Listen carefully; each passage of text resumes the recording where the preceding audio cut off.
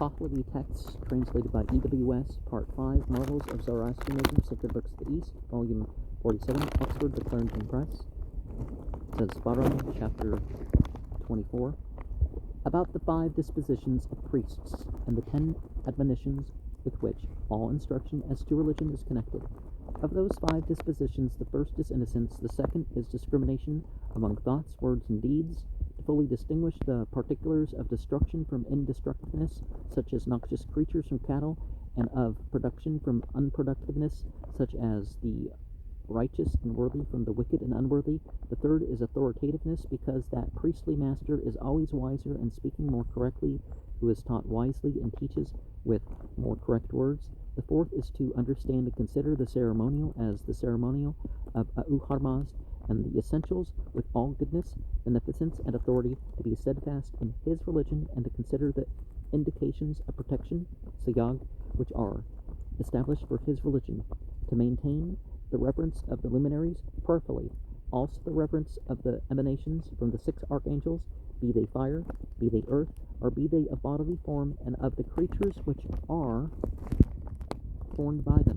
Also the pure cleansing from dead matter, menstruation, bodily refuse, and either hurtfulness.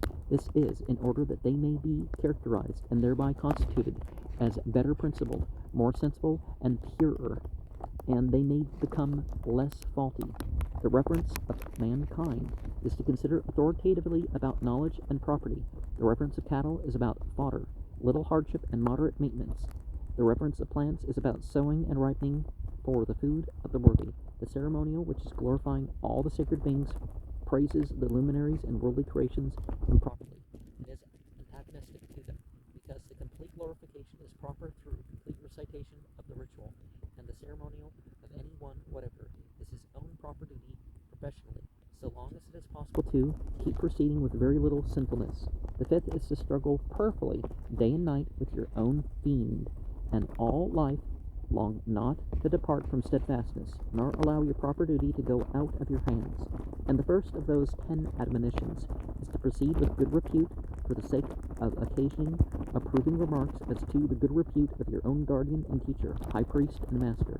The second is to become awfully refraining from evil repute, for the sake of evil repute not occurring to relations and guardians. The third is not to beat your own teacher with a snatched up stick, and not to bring scandal upon his name, for the sake of annoying him by uttering that which was not heard from your own teacher. The fourth is that whatever is taught liberally by your own teacher, you have to deliver back to the worthy, for the sake of not extorting declaration of renown from the righteous. The fifth is that the reward of doers of good works and the punishment of criminals have to be established by law for the sake of progress. The sixth is to keep the way of good open to your house, for the sake of making righteousness welcome in your own abode. The seventh is that for the sake of not developing the fiend insensibly in your reason, you are not to keep it with the religion of the good, nor to remain in penitence of sin. The eighth is that for the sake of severing the fiend from the reason, you have to force the malice away from your thoughts, and to become quickly repentant of sin. The ninth is to fully understand the forward movement of the religion.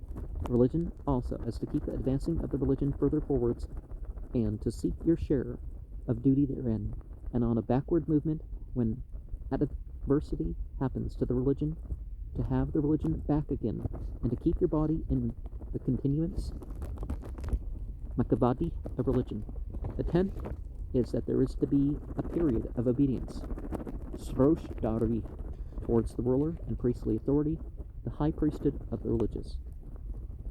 19, priesthood of the religious, chapter 25, about the 3 divisions of Revelation, is translated in Sacred Books of the East, volume 37, page 401 to 405.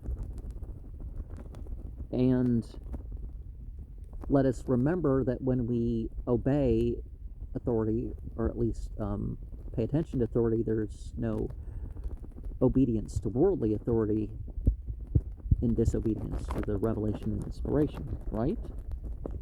The forward movement of the religion, verse 18, and verse adds and backward movement, and individuals may go back and forth, and society may go back and forth, but the forward movement is not being stuck in just old interpretations. It's taking the actual revelation and inspiration, into the new situations, considering the new science and all that other stuff. The 8th, 17, the Indian verse has, is it IND, not to maintain malice with the good, which is more probable, and kenno, malice, is easily corrupted into denno, religion, and Pahlavi, writing. And the religion of the good, 16, the inversion inserts a token of the religion of the good, okay. Thus making, and T has making the righteousness of the sacred beings in writing welcome. And 2, the sake of the progress, verse 14's note, then version adds of religion, sake of the progress of religion. The renown from the righteous, verse 13, T has not extracting the purity of the righteous. And Father, High Priest, and Master. Well, symbolically, the Father represents who brings the, who's the provider, who's the skilled and principal teacher. And also in verse 10, approving remarks as to, then version has for the sake of the appropriateness. Okay. And verse 9, struggle prayerfully. The inversion has to remain in diligence intelligently. And then your own themes, your own opponent, and your proper duty. The inversion has steadfast in religion, but be diligent in your proper duty, but it omits the rest of the sentence. And more fragrant, hu bodtar has both meaning. Hu bodtar,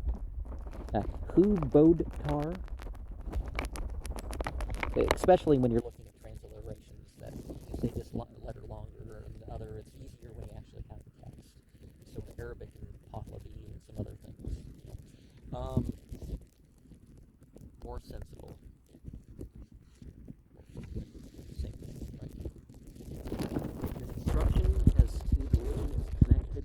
This Iranian version of the dispositions and admonitions is more complete than the Indian version, which is like the Bunda Hiss, was brought from Iran 5 or 6 centuries ago and found in 2 manuscripts, PT and J, written in India about 500 years ago, and now in the libraries of Dastur's, Dr. Peshotan, and De Jamasp, respectively. Passages which occur only in the Iranian version are here enclosed in brackets, and other differences between the 2 versions are mentioned in the notes. And verse 3, the second discrimination among the Indian version has of, which is a little bit different in meaning, but comes about the same. So I think, first of all, there's translations going on back and forth, just like almost everything in the Bible, right?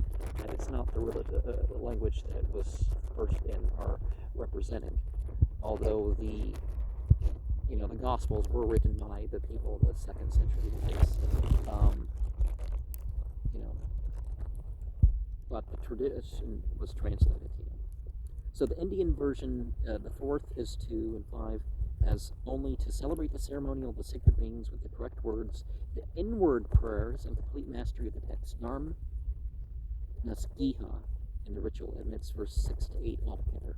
Now I talked to somebody, now I didn't know this when I was with him in person, but when I was no longer in person, he confided in me, when he's no longer attending a certain place, and so he confided in me that he was doing the rituals to God, Ahura Mazda, as we'd say here, but he was actually dedicating it to Iblis, which we would say Engarmenu here. So, yeah. So the inward prayer is as essential as anything. So the 6 archangels, T has 7. So also in 6, the emanations, T has issues.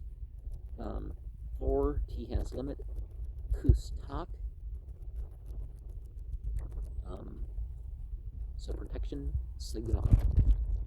And of course there's more, and I don't know if I'm going to have a whole year the Zoroastrian material, but I'm going to try.